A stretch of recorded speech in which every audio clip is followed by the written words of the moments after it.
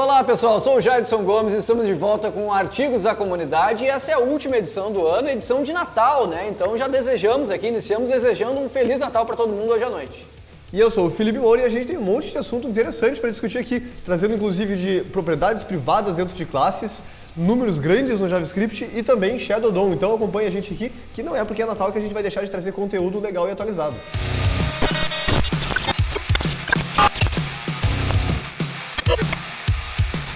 E já começamos aqui com um artigo indicado lá pelo Luan, e é um artigo falando sobre propriedades privadas e públicas, então, no JavaScript, né? Isso desde que saiu a especificação ES 2015, né, do JavaScript, lá, popular ES6, que trouxe classes para o JavaScript.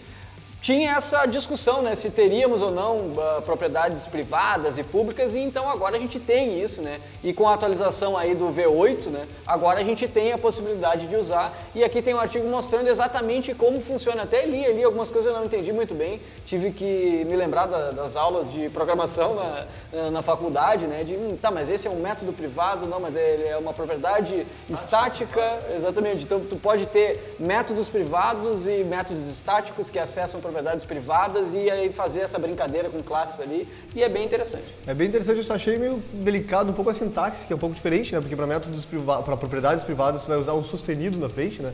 Então é um pouco diferente do que a gente está acostumado, mas ainda assim é só questão de se acostumar ali com a sintaxe e já sair usando. E um artigo indicado pelo Matheus Alves aqui também traz uma das novidades muito legais que estão entrando aí com o JavaScript, que é o Big Int. Então o JavaScript já foi muito criticado por conta dessa inabilidade de lidar com números muito grandes, né? Ficando ali em torno de 9 quatrilhões o limite de números que ele consegue trabalhar com precisão. E agora com o Big Int a gente consegue evoluir isso, a gente consegue expandir isso, e que para nós no dia a dia acaba não sendo algo muito usual, porém para quem trabalha, por exemplo, com criptografia, né, com segurança, etc., acaba sendo muito relevante. E ele até mostra alguns exemplos, né? Ele diz que ele tinha criado uma biblioteca que escrevia por extenso números, né?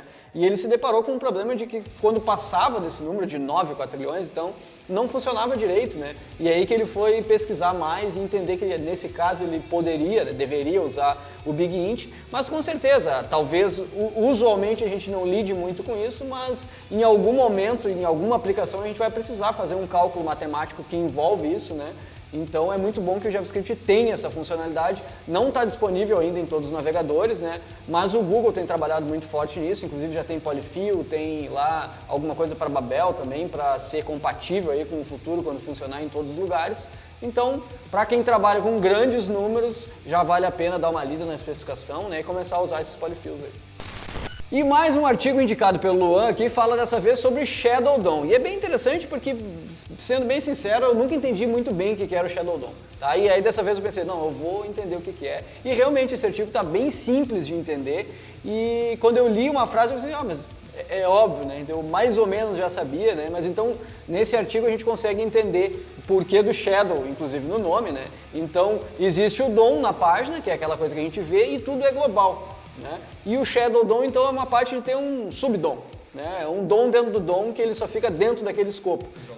Exatamente. E aí, então isso está muito ligado ao Web Components, né? Que é a especificação ali, Shadow DOM vem junto com o Web Components, mas não precisa usar o Web Components para usar o Shadow DOM, né?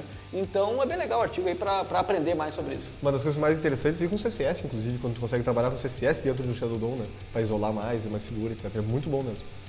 Lembrando só que a gente precisa, para criar o Shadow DOM, a gente tem que usar uma API JavaScript, né? A API que tem no browser, então a gente cria lá o Shadow DOM com JavaScript, cria os estilos desse Shadow DOM com JavaScript, né? Então, muito legal. E o Lucas Santos escreveu e indicou aqui um artigo muito interessante sobre computação quântica, né, que é considerada aí a computação do futuro realmente, e ele traz ali uma explicação, né, um embasamento realmente de como vai funcionar essa ideia dos qubits e em comparação com os bits que a gente já está acostumado a usar aqui, os tradicionais bits da computação atual. Então é muito interessante esse artigo dele, é bem extenso, bem descritivo, né, bem didático ali. Foi muito legal, em especial para quem está querendo aí entender melhor como é que vai funcionar essa computação do futuro aí, assim que a gente tiver os primeiros computadores capazes de fazer cálculos complexos aí com qubits. E até vou deixar os parabéns aqui pro Lucas, né, que escreveu o artigo. Tá em um artigo em português, então para quem quiser consumir esse artigo de uma maneira mais fácil, assim, e tá realmente muito bem explicado, assim, com embasamento teórico, falando um pouco lá sobre a origem, né, mostrando também a computação atual, como funciona. Então, realmente muito bom o artigo. Tem um projeto novo lançado aqui pelo Adi Osmani também, que é muito legal, que é o Quick Link.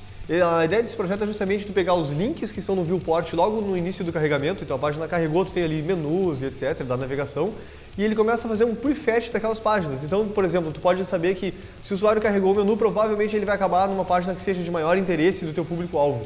E ele já começa a fazer o carregamento dos scripts daquela outra página, das imagens daquela outra página em background, e ele tem todo um cuidado aqui para fazer isso sem prejudicar, né, a performance da página atual. Então, se o usuário está navegando na página atual, ele está fazendo isso em background sem prejudicar o processamento, a renderização da página atual, mas que traz uma experiência muito mais interessante. Quando o usuário clica naquele link que é um link relevante, ele vai quase que instantaneamente para aquela página.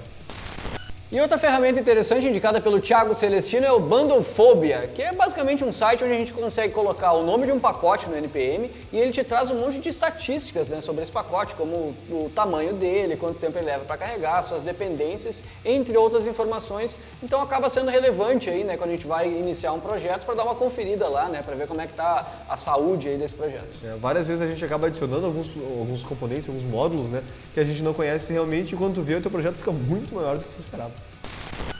E se tu curte o conteúdo da BrasJS aqui no YouTube, deixa um like, comenta, compartilha, se inscreve no canal e ativa as notificações, né, para receber o conteúdo na hora que a gente posta. E também nos segue nas redes sociais, Twitter, Instagram, Facebook, né, o que for. E também não esquece que agora a gente tem uma loja também com vários produtos muito legais, e agora a gente tá também com adesivos, tem camisetas, canecas, então dá uma olhadinha lá e de repente tu ainda consegue fazer umas compras aí pro início do ano. Vamos então para a parte mais humorística aqui dessa edição, que é a parte da tirinha da semana. Nós trouxemos aqui uma tirinha do Vida de Hipster, dessa vez, que é uma tirinha bem engraçada, que é a seguinte. Nós temos aqui então uma desenvolvedora ali trabalhando e chega ali o que parece ser o chefe dela, né, e diz: olha só, Ada, eu preciso que tu tenha essa funcionalidade aqui pronta para hoje, tá? Ela é muito urgente. E ela diz, ok, bem engajada na tarefa, né? Começa lá a programar como se não houvesse amanhã, 2 monitores, muito código. E aí depois, 2 semanas depois, ela chega para ele e diz: e aí, chefe, como é que foi aquela funcionalidade, né? Ficou do jeito que tu gostaria? Tá funcionando bem? E ele pergunta: qual funcionalidade mesmo? Ah, aquela? Nem sei, acabei nem usando ela ainda. E isso realmente acaba tendo em vários casos, né? Então tudo é urgente, às vezes para o cliente tudo é urgente. E daí tu coloca lá e o cliente nem usa, né? Então tem aquele cálculo que 80% do teu software provavelmente ninguém vai usar.